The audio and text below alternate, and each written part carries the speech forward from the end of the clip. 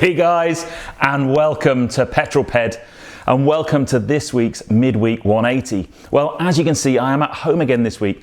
I wasn't meant to be, but due to the horrific weather conditions we're having in the UK at the moment, i.e. there's a small dusting of snow on the ground, the country's come to a standstill and my plans for work this week have to change. So the bonus of that is it means I'm at home and I can get to catch up with the F1 testing, which is very interesting. Anyway, if you've not seen one of these before, this is my midweek update where I bring you my news, views and information about upcoming reviews, all filmed in one take. I put 180 seconds in the bottom left-hand corner of your screen, and that's it, a very simple format. So without further ado, let's get cracking with this week's Midweek 180. I shall start my timer. So back to form again. Last week was Francois G. First comment, well done mate. Let's see if someone can beat him this week. First comment this week, I will give you a shout out next week. Where are you and what you're doing? That was R8 Maloo Man, great channel name. You're watching the Midweek 180 at 4 a.m. at work having a coffee. So where are you right now and what are you doing? And I'll give you a shout out next week. Now, last week's question was basically, would you spec the auto part facility on a new car? And I actually can't repeat some of the comments that were put in. I think the basic kind of summary would be no. And actually, a lot of people said if you did spec it, that basically means you can't drive and you shouldn't be allowed to be driving the car in the first place. Or if you did spec it, the only way you would use it or time you'd use it is to try and impress a passenger. So if you tune in on Friday for my RS4 review, I do actually use Auto Park. So have a look at that if you've never seen it work before. This week's question is basically, seeming as the F1 testing has started this week, what your predictions are for this year's F1 season, both in terms of the teams and the drivers. My gut feel, I think Mercedes and Ferrari are going to be strong. I think that's probably quite obvious. I'm pretty sure the Red Bull car is going to be very, very good as well. The design looks really good. And I would hope as a McLaren fan that with a better and more reliable power unit in the back and a good chassis, the McLaren car is going to do well. Let's have a bit of a chat about F1 testing. Obviously, a few more cars have broken cover. McLaren released their car and it looks nice. I love the orange. It just needs some more sponsors on it really badly. But obviously, I had a bit of an incident on the first day of testing with Alonso coming off due to a wheel coming off.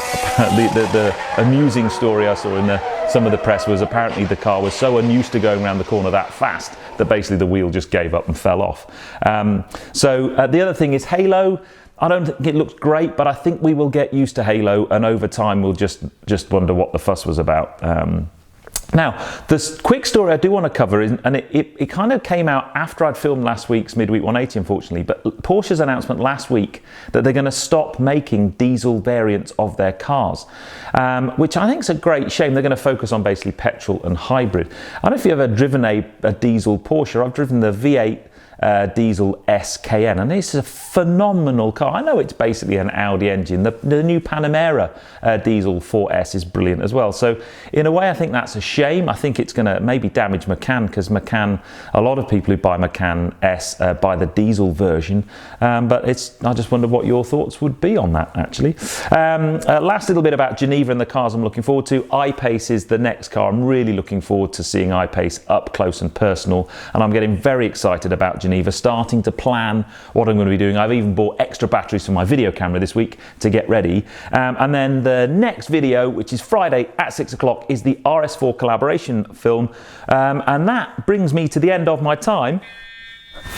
I'm getting really good at this, I have to say. I'm quite proud of myself on that one. So yeah, Friday's film is the RS4 collaboration video. I have to say a huge thank you to anybody who sent in questions. I got overwhelmed, seriously overwhelmed. I had probably about 100 or so suggestions and comments and questions for the film, and I've done my very best to kind of get as many of those covered. I had a real problem editing it because the initial cut of the film was way too long, and the film's still probably a bit too long, to be honest, but it's a good one.